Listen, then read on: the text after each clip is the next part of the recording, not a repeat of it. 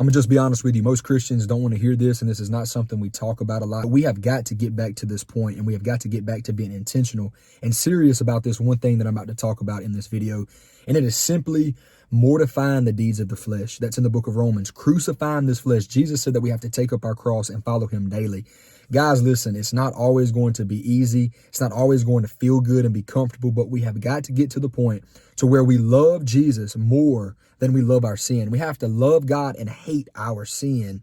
And we have to be serious in the pursuit of Christ, because it's the little foxes. The Bible says it's the little foxes that spoil the vine. It's the little things in life, the presumptuous sins that David begins to talk about, that will completely wreck your relationship with God. Like, it's the little things that we don't get rid of now. And I'm speaking to myself if I'm not talking to anybody in this video. It's the little things, guys, that we have got to get out. We have got to put before God. And we've got to just humble ourselves and say, Lord, I need your help. Listen, guys, it's not going to scare God away. It's not going to intimidate God, because he already knows the very thought and the intent of your heart anyway. So I want to encourage you today to just be open and honest with God about every struggle. Everything that we do not want to get rid of, every habit, everything that it may not be bad, but it may not be right. And if it's not right, then it's bad. You see what I mean? Like, there's no in between with God. And that's what God's been working on me about and dealing with me about personally, just getting all of these presumptuous sins that we love to make excuse for, that we love to try to hold on to, that we love to try to justify. If it's not glorifying the Father, if it is not bringing honor and glory to Jesus and helping us grow closer to Jesus Christ, we need to get rid of it, guys. It don't matter who it is. It don't matter what it is. It don't matter how long it's been in our life or how much we love it. If it's not in alignment with Jesus Christ and his will and his word, we need to get it out of our life. And watch how our relationship, watch how our love for God will grow when we make him first, when we put him above everything, every feeling, every habit, every emotion, every body, everything that we're so accustomed to and so used to in our life. Watch what happens when we put Jesus first and wake up every single day being intentional,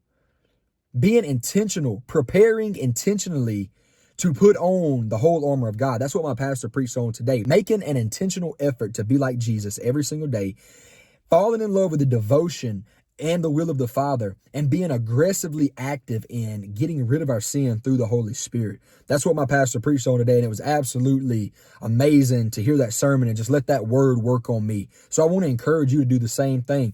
Prepare every day. Be on the pursuit of Christ. Prepare your mind. Prepare for spiritual warfare. Prepare to do and to be like Jesus. Make preparation to do the will of the Father, to be obsessed with devotion in God's word and to God, and deal aggressively with your sin by the Holy Spirit and through the Holy Spirit, and watch how your relationship with Jesus will begin to grow. If this video has helped you any at all, please check below this video. I'm going to try to pin it in the comments, and I'm going to put it in the description. I've put together a free ebook for you.